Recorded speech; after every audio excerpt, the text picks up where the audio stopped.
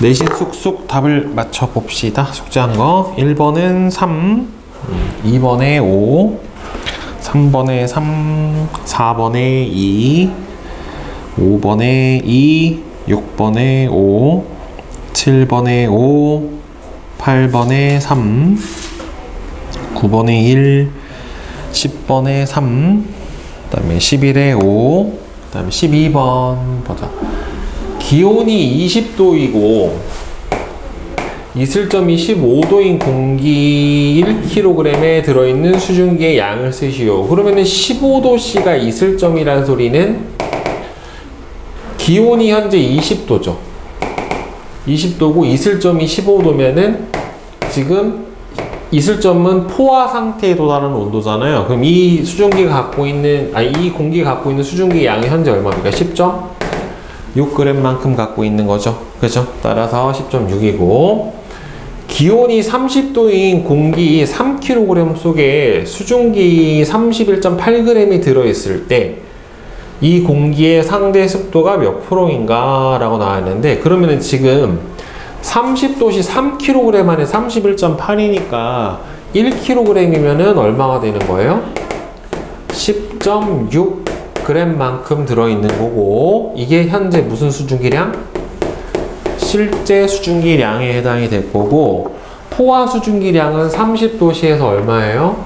27.1입니다. 그죠? 따라서 습도를 구해주려면은 27.1 분의 실제 수증기량 10.6 곱하기 100 이렇게 해주면 되겠죠. 그럼 대략 한 39%쯤 나오겠네요. 절반 이하에 해당이 되는 거니까. 그 다음에 14번은 4, 15에 1, 16은 디귿, 17에 5, 18에 4, 19에 3, 20에 3, 21에 5, 22에 3, 23에 3, 24에 3, 25에 4, 26에 4, 27에 3, 28도 3, 그 다음에 29번 보자. 그림은 기온과 포화 수증기량과의 관계를 나타내는데, A 공기를 포화 상태로 만들 수 있는 방법은 지금 A 공기의 실제 수증기량이 10.6이니까 포화 상태가 됐었을 때 수증기량이 20에 해당이 되잖아요. 따라서 수증기를 얼마를 더 넣어준다? 수증기를 9.4g, 네, 4g 더 보충을 해주던지, 아니면은 이 10.6을 포화 수증기량으로 하는 온도, 이슬점까지 온도를 내려버리면 되겠죠? 따라서 15도씨까지 온도를 내려준다. 그럼 A 공기는 현재 25도씨니까 25도씨의 포화 수증기량 얼마입니까?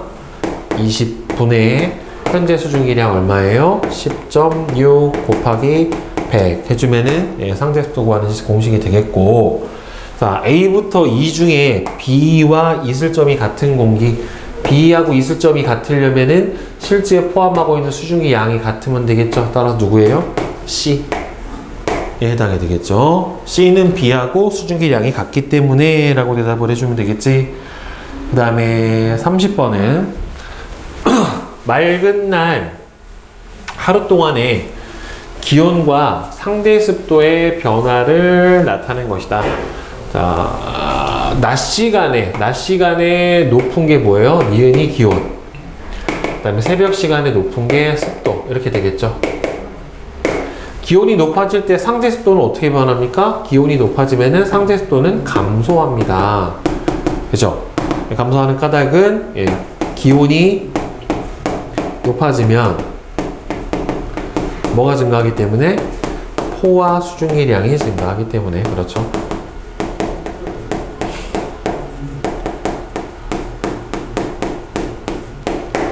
자, 가는 무슨 설이에요?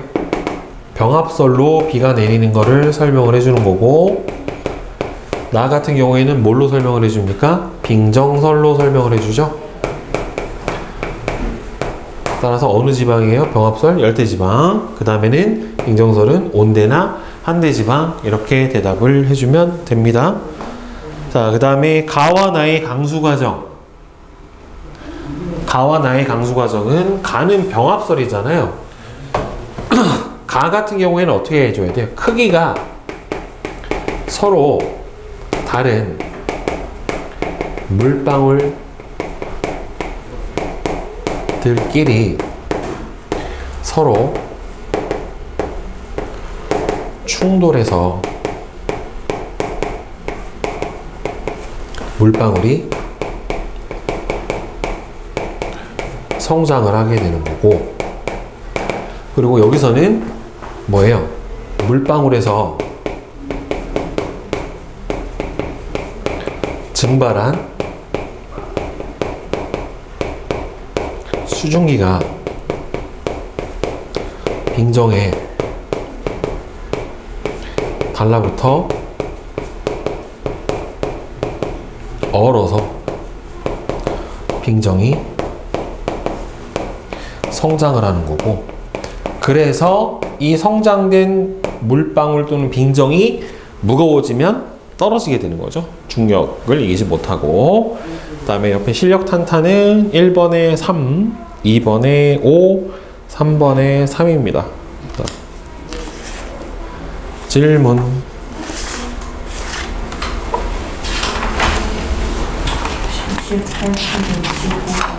15? 자.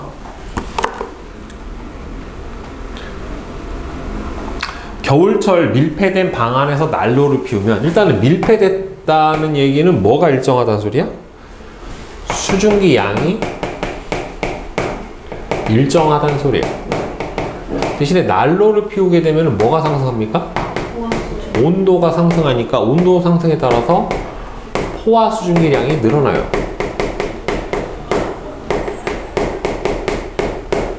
따라서 포화 수증기량 증가한다. 있을 점은 어떻게 돼요? 동일. 왜? 수증기량이 일정하니까. 있을 점은 수증기량에 영향을 받는 거니까. 대신 상대 습도는 어떻게 되겠습니까? 이렇게 되면 낮아지죠. 현재 온도의 포화 수증기량분의 실제 수증기량이 습도인데, 분자는 고정인데 분모가 커지는 거잖아. 이렇게 돼버리면은. 그죠? 그러니까 습도가 높아지는 게 아니라 낮아져야죠. 그 다음에 20? 구름의 생성 과정을 순서 없이 나타냈대. 맨 처음에 무슨 과정부터? 일단은 구름이 만들어지려면 무조건 뭐가 상승해야 돼요? 공기가 상승해야 돼요. 공기가 상승을 해야 되고, 공기가 상승을 하면은 그 다음에 어떻게 돼요?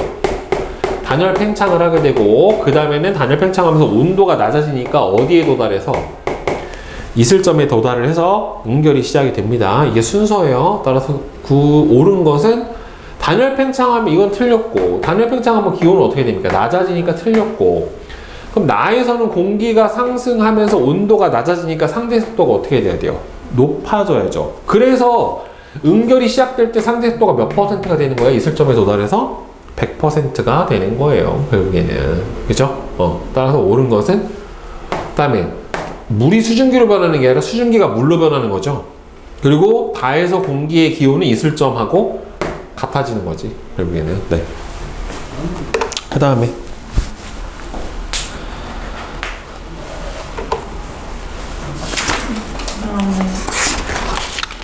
3번 70을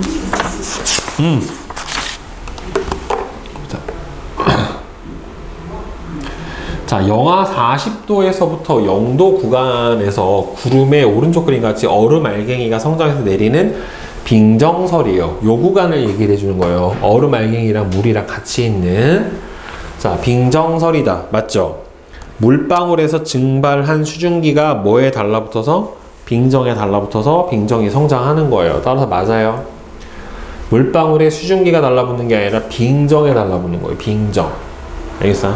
수증기가 달라붙는 건 물방울이 아니라 빙정이에요. 그래서 선생님이 아까 강수과정 설명할 때 수증기가 달라붙어서 빙정이 어떻게 된다? 성장한다. 이렇게 써준 겁니다. 예, 그러니까 이거는 빙정이 성장하는 거예요.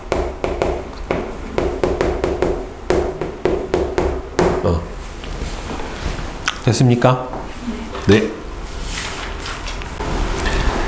기압과 바람 봅시다. 기압은 말뜻 그대로 공기의 압력이에요. 공기의 압력이고, 압력이라고 하는 거에 대한 정의는 원래 뭐예요? 압력은 단위 면적 당 작용하는 힘의 크기예요.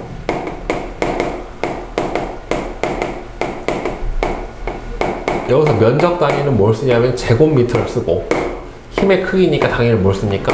뉴턴을 씁니다. 그래서 원래 압력은 뉴턴 퍼 제곱미터라고 하는 단위를 사용을 해요.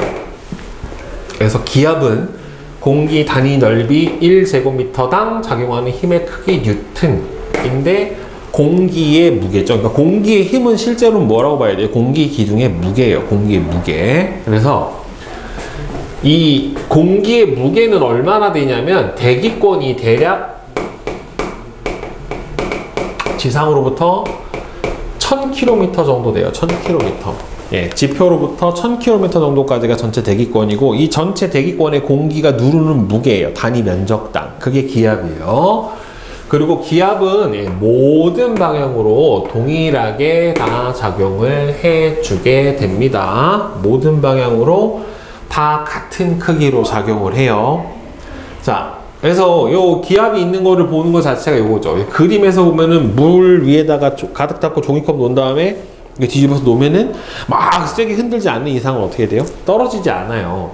그 다음에 신문지를 펼쳐서 자로 빠르게 확 들어 올리려고 하면은 잘 올라오지 않는다. 또는 페트병에 뜨거운 물을 조금 넣고 뚜껑을 닫아서 얼음물에 넣으면은 찌그러지잖아요. 또는 이제 이게 조금 먹다만 음료수 닫아가지고 냉장고에 넣으면 어떻게 돼? 찌그러져요. 이제 그런 것들이 바로 뭐 때문에 그래요? 기압이 무슨 방향으로? 모든 방향으로 작용하기 때문에 나타나게 되는 현상입니다. 자, 여기서 보면은 마그데부르크의 반구라고 해가지고 실제로 기압이 얼마나 센가 알아보는 실험이 있는데, 반구 2개를 붙였어요. 그러니까 쇠로 만든 반구 2개를 이렇게 붙이고 안에서 공기를 완전히 다 빼버렸어요. 그러니까 이 안을 무슨 상태로 만든 거야? 진공 상태로 만든 거예요. 그러면 진공 상태로 만들면 이 안에는 공기가 없으니까 밖에서 눌러주는 뭐만 존재해요? 대기압만 존재를 해요. 그러니까 여기서는 밀어내는 힘이 없다란 말이에요. 근데 여기서 안 빼면 어떻게 돼요? 이 밖에서 눌러주는 힘과 안에서 밖으로 밀어내는 힘이 어떻게 됩니까? 동시에 작용을 하니까 이 경우는 쉽게 쑥 분리가 돼버리는데, 이 경우는 정말 분리가 안 돼요. 안에를 진공, 왜 그 집에서 가끔 욕실이나 이런 데 쓰는 거 있잖아. 뽁뽁이 이렇게 뽁 눌렀다가 안에가 그렇게 되면 진공 상태가 되니까 잘 안 빠져나온단 말이에요. 압력 때문에. 자, 그래서 이 공기 압력은 누가 측정을 했냐면은 이탈리아의 과학자 토리첼리라고 하는 사람이 최초로 공기의 압력을 측정을 했는데, 보면은 수은을, 그러니까 이렇게 시험관처럼 생긴 유리관에다가 수은을 가득 집어넣었어요. 이 끝까지 가득 수은을 채워놓고, 수은이 가득 들어있는 수조에다가 얘를 확 뒤집었어요. 뒤집었더니만 위에가 약간 어떻게 돼요? 얘가 내려가면서 윗부분이 진공이 되고, 어느 일정 수준이 되니까 더 이상 내려가지 않고 멈춰 있었단 말이에요. 그리고 얘를 양쪽으로 기울여 봐도 저 높이에 변화가 안 생겨요. 그래서 봤더니 유리관 속에 수은이 내려오다가 이 밖에 있는 수은면하고 높이가 얼마나 됐었을 때? 76cm 높이가 됐었을 때에 멈췄어요. 그 이유는 지금 여기 채워져 있는 수은 기둥이 눌러주는 무게랑, 그 다음에는 이 안에서 떠받치고 있는 힘이랑 같고, 이 떠받치고 있는 힘은 밖에서 누가 눌러주고 있는 겁니까? 대기압이 눌러주고 있는 거란 말이에요. 그러니까 결국에는 이 힘하고 이 힘이 서로 어떻게 되는 거예요? 다 같아져 버리는 거예요. 결국에는. 그러니까 밖에서 이 수은면을 눌러주는 압력과 수은면이 수은 기둥을 떠받치고 있는 압력과 수은 기둥이 수은면을 내리 누르는 압력, 요 세 가지가 전부 다 어떻게 되는 거예요? 같은 상태가 되는 거니까 결국에는 수은기둥의 압력이 누구랑 같다? 대기압이랑 같다 라고 하는 거예요. 그래서 수은기둥이 누르는 압력, 수은면에 작용하는 기압, 수은기둥을 떠받치는 압력 세 개 다 같다. 그래서 요거와 A하고 B가 같다 라고 놓고서 측정을 한 거예요. 결국에는. 그래서 높이가 얼마다? 76cm예요. 참고로 수은이 원소 기호로 HG예요. HG. 그래서 압력의 단위 중에 뭘 사용하냐면은 cm HG라고 하는 걸로 사용을 해요. 수은기둥 몇 cm의 무게다. 또는 밀리미터 HG라고 하는 것도 사용을 해요. 수은기둥 몇 밀리의 무게다. 압력이다. 이런 걸 사용을 해줘요. 이건 압력 단위예요. 그래서 수은기둥을 보니까 기압이 같은 조건에서 똑같이 실험을 할 때 유리관의 굵기가 굵던지 가늘던지 또는 기울이던지 간에 상관없이 뭐다? 높이가 같더라 라고 하는 거야. 그러면 이게 똑같다는 소리는 결국은 뭐냐면 굵다고 해서 더 많이 무거워져서 바닥을 더 많이 눌러서 더 낮아지지도 않고 가늘다고 해서 더 올라가는 것도 아니에요. 결국에는 여기 나온 게 뭐예요? 단위 면적당 눌러주는 힘의 크기란 말이에요. 그러니까 넓어지면은 면적이 늘어난 만큼 무게도 같이 늘어나니까 결국에는 단위 면적당 눌러주는 힘의 크기는 어떻게 된다? 같다라고 하는 거고, 기압이 높아지면 수은 기둥의 높이가 어떻게 돼요? 당연히 높아져요. 그다음 기압이 낮아지면 수은 기둥의 높이도 낮아집니다. 왜? 밖에서 눌러주는 기압이 줄어드니까 얘도 어떻게 되는 거예요? 줄어들 수밖에 없는 거예요. 다 수은 기둥의 무게는 그래서 누구와 같다? 외부 압력하고 같다라고 하는 겁니다. 그래서 기압의 단위는 기압. 우리가 보통 쓰는 게 기압이에요. 기압. ATM이라고 돼요. 기압. 그 다음에는 헥토파스칼이라고. 이거는 아마 어디서 들어봤을 때 태풍 오면 보통 저 이야기가 나와요. 중심 기압 990 헥토파스칼에 무슨 대형 태풍, 중형 태풍, 소형 태풍 이런 식으로 나온단 말이에요. 보통 날씨 이야기할 때 많이 쓰는데 이 헥토라고 하는 거는 접두 단위예요. 100이에요, 100. 그러니까 원래는 단위가 뭐겠어? 압력의 단위가? 파스칼이에요, 파스칼. 1파스칼이라고 하는 압력은 1뉴튼 퍼 제곱미터를 보통 1파스칼이라고 해요. 그러니까 1제곱미터에 1뉴턴이 작용하는 압력을 1파스칼이라고 해요. 그러면은 1헥토파스칼은 100파스칼이에요.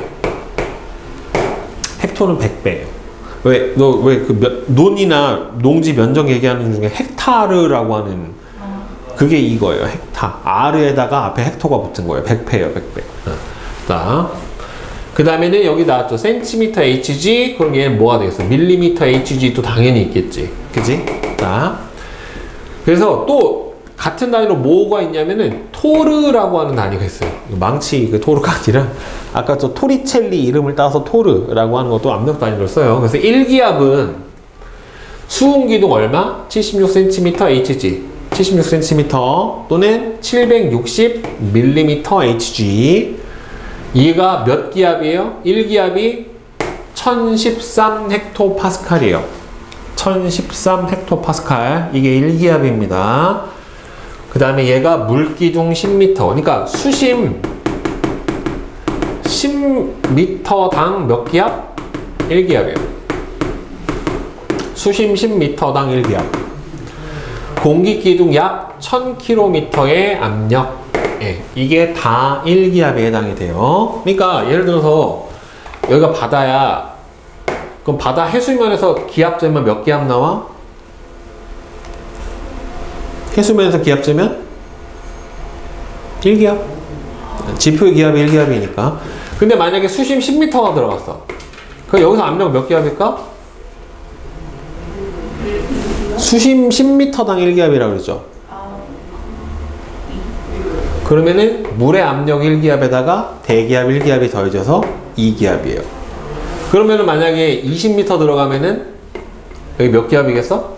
3기압. 네, 이렇게 되는 거예요. 대기압을 더해줘야 돼요. 자, 그래서 기압은 당연히 공기의 무게 때문에 나타나니까 높이에 따라 기압의 크기가 변해요. 높이 올라가면 올라갈수록 고도가 높아지면은 어떻게 되냐면은 기압이 점점 낮아지는데 그냥 낮아지는 게 아니라 급격히 낮아져요. 왜 그러냐면 높이 올라갈수록 공기의 양이 점점 줄어들어 버려요. 희박해집니다. 대기가. 왜 그러냐면은 높이 올라갈수록 뭐가 약해지기 때문에 중력이 점점 감소를 하니까 이 대기를 잡아줄 수 있는 힘이 약해지는 거예요. 그래서 지표에 가장 대기 양이 많고 높이 올라가면 올라갈수록 줄어들어요. 그 다음에 측정 장소와 시간에 따라 달라져요. 왜 그러냐면 공기가 멈춰 있는 게 아니라 끊임없이 움직이기 때문에 대류도 하고 바람도 불고 하니까. 그래서 높이에 따라서 공기가 점점 올라가면 올라갈수록 어떻게 돼요? 희박해져요. 양이 점점 줄어들어요. 밀도가 줄어. 그 이유는 중력이 줄어서 그렇게 되는 거고요. 높이 올라갈수록 기압이 급격하게 낮아지게 됩니다. 그래서 높은 산으로 올라가서 압력을 측정을 해주면 수은기둥의 높이가 확 낮아져 버리는 거를 확인을 해줄 수가 있어요. 알겠죠? 자, 그 다음에 이제 바람 봅시다. 바람. 바람이라고 하는 거는 뭐의 차이로 불게 되는 거예요? 압력의 차이로 불게 되는 거예요. 바람. 바람은 공기가 이동을 하게 되는 건데 어디에서 어디로 가는 겁니까? 기압이 높은 곳에서 낮은 곳으로 수평 방향으로 이동을 하는 거를 바람이라고 해요. 그러니까 기압차 때문에 바람이 불게 되는데 바람이 불게 되는 원리는 지표면의 가열과 냉각에 따른, 그러니까 가열과 냉각에 따른 뭐에 따른? 온도 차이에 따른 뭐가 발생해요? 기압 차이가 발생을 하게 돼요. 자, 보면 지표면이 가열이 되면 가열돼서 뜨거워진 공기는 밀도가 작아지니까 위로 어떻게 돼요? 이렇게 상승해요. 그러면 봐봐, 공기가 상승하게 되면은 어떻게 되냐면 여기 있는 공기가 어떻게 돼? 위로 올라가지. 그럼 여기 있는 공기 양이 어떻게 돼? 줄죠. 여기 있는 공기 양이 줄어드니까 이 부분이 어떻게 돼요? 기압이 하강해요. 낮아져요. 그래서 가열돼서 공기가 상승하는 부분은 기압이 내려가 버립니다. 그래서 여기를 뭐라고 하냐면 저기압이라고 하고, 저기압에서는 공기가 상승해서 위로 올라가는 뭐가 발생하냐면은 상승기류가 발생을 해요. 그러니까 이 부분에서 우리 앞에서 배웠던 뭐가 만들어질 수 있는 거야? 구름이 만들어질 수 있게 되는 거예요. 그 다음에 공기가 냉각되면 차가워진 공기가 밀도가 커지니까 밑으로 아래로 어떻게 돼요? 내려와요. 그러면은 공기가 이렇게 내려와 버리면은 여기에 공기의 밀도가 커져 버리니까 어떻게 됩니까? 기압이 높아져요. 기압이 상승하게 되고, 그럼 이 부분을 고기압이라고 불러줘요. 그 고기압에서는 무슨 기류? 공기가 내려가니까 하강기류가 발생을 해요. 그러면 고기압에서는 여기 공기의 밀도가 높고 저기압에서는 공기의 밀도가 적으니까 공기의 밀도가 높아서 공기가 좀 더 많은 어디에서? 고기압 쪽에서 저기압 쪽으로 공기가 이동을 해서 이 빈 부분을 채워주게 돼요. 이게 바로 뭐다? 바람입니다. 알겠죠? 그래서 고기압에서, 여기서 기억해야 되니까 고기압 중심부에서는 무슨 기류? 하강기류. 저기압 중심부에서는 무슨 기류? 상승기류. 그 다음에 바람은 어디에서 어디로 간다? 고기압에서 저기압으로 가게 된다. 그리고 바람의 방향은, 동풍은 동쪽에서 불어오는 바람일까? 동쪽으로 불어가는 바람일까? 불어오는 방향이에요. 그래서 풍향은 바람이 불어오는 쪽이에요. 불어오는 곳이에요. 오는 방향이 풍향이에요. 바람이 불어오는 방향이 풍향에 해당이 됩니다. 바람의 세기는 기압차가 크면 클수록 바람이 세요. 왜? 기압차가 크면 이 두 공기의 모두 커지기 때문에 밀도 차도 커지기 때문에 예, 더 바람이 강하게 붑니다. 자, 그러면 해륙풍하고 계절풍은 바람이 이 온도 차이에 의한 기압 차이로 불게 되는 원리가 똑같은데 규모만 다른 거예요. 해륙풍은 육지와 바다 사이에 하루를 주기로 해서 불게 되는 바람이고, 그 다음에 계절풍은 1년을 주기로 해서 큰 대륙과 해양 사이가 1년을 주기로 해서 풍향이 바뀌는 바람은 계절풍이다 라고 얘기를 해줘요. 그래서 보면은 육지와 바다의 무슨 차이? 가열 냉각 차이, 이거를 뭐라고 하냐면 비열차라고 그래요. 비열의 차이로, 비열 2학년 때 나오죠, 내용이. 비열 차이로 발생하는 기압 차로 인해서 부는 바람이에요. 해륙풍은 하루를 주기로 해서 풍향이 바뀌어요. 자, 일단 해풍부터 봅시다. 자, 비열이 뜻이 뭐야? 비열. 비열. 이거는 물질의 특성이에요. 그죠? 비열 뜻은 어떤 물질이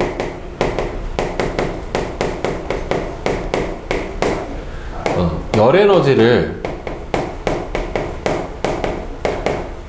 공급받았을 때 단위 질량당 온도의 변화량이에요. 온도의 변화하는 정도, 이거를 비열이라고 불러요. 자, 그러니까 물은 비열이 1kcal per kg 도시예요. 물을 1kg을 1도씨 올리는데 1kcal가 필요해요. 그러니까 비열이 크면은 온도를 올리는데 필요한 열량이 어떻다? 많다. 그러니까 온도가 잘 변한다, 안 변한다? 안 변한다. 그러면은 비열이 큰 애는 뜨거워지기도 힘들고, 한번 뜨거워지면 어떻게 돼요? 잘 식지 않아요. 알겠어? 그래서 이 비열을 이렇게 정의를 하고, 비열이 클수록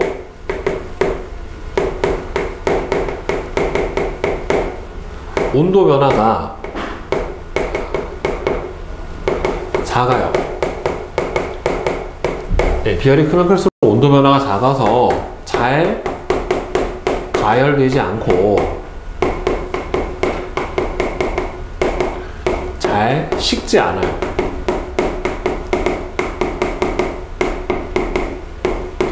그래서 육지하고 바다 둘 중에 비열이 누가 더 크냐면 바다가 더 비열이 커요. 바다의 비열이 육지의 비열보다 더 큽니다. 바다의 비열이 육지의 비열보다 큽니다. 그러면 누가 더 먼저 뜨거워지겠어? 육지하고 바다 중에? 비열이 큰 건 안 뜨거워, 잘 안 뜨거워지고, 한 번 뜨거워져도 잘 안 식어. 그러니까 누가 더 먼저 뜨거워져? 육지가 먼저 뜨거워져요. 그러니까 봐봐, 낮 시간은 해풍은 바다에서 육지로 부는 바람이에요. 육풍은 육지에서 바다로 부는 바람이야. 그러면 해풍은 낮에는 육지가 바다보다 빨리 가열돼서 기온이 낮에는 누가 높아요? 육지가 높아요. 근데 밤이 되면 식기 시작을 하는데 천천히 식다 보니까 밤이 되면은 바다가 더 어떻게 돼요? 기온이 더 높아요. 근데 아까 선생님이 뭐라고 했어? 기온이 높을 때는 공기가 상승한다고 그랬죠? 기온이 높은 곳은 공기가 상승한다. 그러니까 상승기류가 생기니까 무슨 기압이다? 저기압이란 말이에요. 그러니까 지금 여기 낮 시간에 봐봐. 육지 쪽은 고온, 바다 쪽은 저온, 이렇게 돼요. 그럼 고온에서는 공기가 위로 상승합니다. 그러니까 무슨 기압? 저기압이 되고, 저온에서는 공기가 하강해요. 그러니까 여기가 뭐가 돼요? 고기압이 돼요. 그러니까 어디에서 어디로 불어요? 바로 육지에서 바다 쪽으로 이렇게 바람이 불게 돼요. 근데 밤이 돼버리면 이게 온도 그래프를 그려보면 이렇게 나와. 봐봐. 시간하고 온도 그래프를 그려보면 육지는 어떻게 나오냐면 육지가 가장 뜨거워지는 시간이 대략 몇 시쯤이냐면 한 2시쯤이 제일 뜨거워요. 가열돼서 온도가 이렇게 올라가서 2시부터는 이렇게 되고, 그 다음에 바다는 어떻게 나타나냐면 이거보다는 온도가 더 낮은데 이렇게 되는 거죠. 그러니까 어느 시점에선가 어떻게 돼요? 바다의 기온이 육지보다 더 높아지는 시점이 생기죠. 그쵸? 이게 해가 지고 나서 좀 냉각되는 밤 시간이 이렇게 나와요. 그래서 밤이 되면은 바다의 기온이 누구보다 높다? 육지보다 더 높아져요. 천천히 식다 보니까. 여기가 뭐가 되는 거야? 바다 쪽이 고온. 그러니까 온도하고 기압하고 어떻게 보면 돼? 서로 반대다. 그래서 저온이니까 여기가 뭐가 됩니까? 고기압. 밤에는. 바다는 여기가 뭐가 돼요? 저기압. 그러니까 저온이 고기압이니까 하강기류, 상승기류. 그래서 고기압에서 저기압 쪽으로 바람이 이렇게 부니까 육지에서 바다 쪽으로 바람이 이렇게 불게 되는 거죠. 자, 그러면 이제 계절풍은 요거의 규모만 다시 좀 더 키운 거예요. 그러니까 저거는 하루를 주기로 해서 바람이 바뀌는데 얘는 1년을 주기로 해서 바뀌어요. 즉 보면은 남동 계절풍이 여름에 부는 바람에 해당이 되는데, 여름철에는 대륙이 해양보다 빨리 가열되기 때문에 대륙이 여름에는 고온이 되고 해양이 상대적으로 저온이 돼요. 그러면은 저온인 해양이 더 고기압이 될 거고, 그 다음에 고온인 대륙 쪽이 상승기류 때문에 저기압이 될 테니까 이 태평양 쪽에서 이 중국 쪽, 이 대륙 쪽으로 이렇게 무슨 풍이 불어요? 남동 계절풍이 불게 됩니다. 기온은 대륙이 높고 기압은 해양이 높은 거죠. 그 다음에 북서 계절풍은 겨울이 돼버리면 냉각이 대륙이 훨씬 더 빨리 돼요. 비열이 작으니까. 그래서 여기가 저온, 해양 쪽이 상대적으로 고온. 그래서 대륙은 뭐가 돼요? 고기압이 되고, 아이고, 저우니까 고기압이 되고, 그 다음에는 해양 쪽은 더 온도가 높으니까 저기압이 됩니다. 그래서 어디에서 어디로 바람이 분다? 고기압인 대륙 쪽에서 해양 쪽으로 북서 계절풍이 불게 됩니다. 보통 이때 이렇게 부는 게 이제 북태평양 기단, 여기서는 이제 시베리아 기단에 의해서 이런 계절풍이 형성이 되는데, 기본적으로는 비열에 따른 냉각 속도 차이로 발생을 하게 된다라고 보면 됩니다. 알겠죠? 자, 그러면 73부터 일단 76까지 한번 풀어봅시다. 답을 맞춰봅시다. 1번은 온도, 2번은 같은, 그 다음에 2번은 수은기둥이 내려오다가 멈췄을 때 수은기둥이 누르는 압력은 기압과 같다. 그 다음에 얘는 76cm. 이거 가끔 밀리미터로 나오는 경우가 있기 때문에 확인 잘 해줘야 돼요. 그 다음에 3번은 가는 진공 상태입니다. 위에가 굵기가 더 굵게 하더라도 변함이 없고요. 얘도 마찬가지로 변함이 없습니다. 물로 하면은 10m가 돼야 되겠죠. 그렇죠? 네, 그렇기 때문에 더 낮다. 높죠. 훨씬 높아야 되겠지. 왜냐면 수은기둥 76cm 하고 물기둥 몇 미터하고 똑같은 거예요? 10m하고 같은 거란 말이에요. 무게가. 수은이 워낙 무거운 중금속이라 그래요. 그 다음에 3번은 1기압은 76, 760, 그 다음에 1013 헥토파스칼. 물기둥 약 10m. 그 다음에 4번은 지표면, 공기 밀도도 지표면, 기압은 지표면, 수은기둥의 높이도 지표면. 이렇게 높아야 되겠지. 5번은 O, X, X, O예요. 네.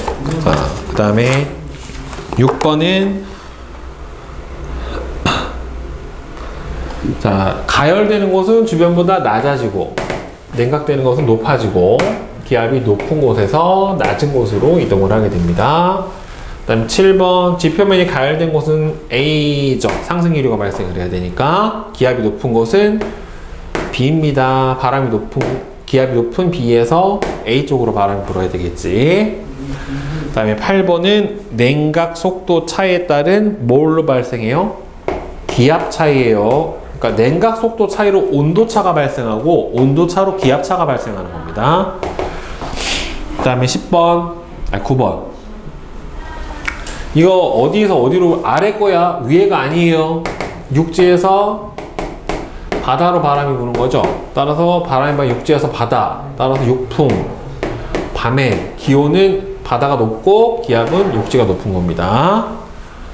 그 다음에 10번은 가는 남동계절풍. 그죠? 가는 남동계절풍, 나는 북서계절풍. 기압이 더 높은 곳은 여기서 B, 그 다음에 C에 해당이 되겠죠?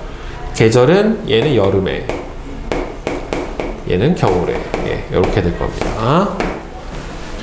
그 다음에 확인 문제, 바람 발생하는. 보자. 1번은 X, O, O에 해당이 되겠죠. 그 다음 2번에서 위 실험 과정 3에서 향연기가 이동한 방향은 지금 왼쪽이 따뜻한 물이죠. 여기가 따뜻한 물이고 여기가 얼음에 해당이 되는 거니까 여기가 따뜻한 물에서 공기가 상승할 거 아니에요. 여기가 저기압, 여기가 고기압 이렇게 되니까 이동한 방향은 어디에서 어디로? 얼음물에서 따뜻한 물 쪽으로 이동을 해야 될 것 같아요. 그래서 바람이 부는 원리를 설명을 해주면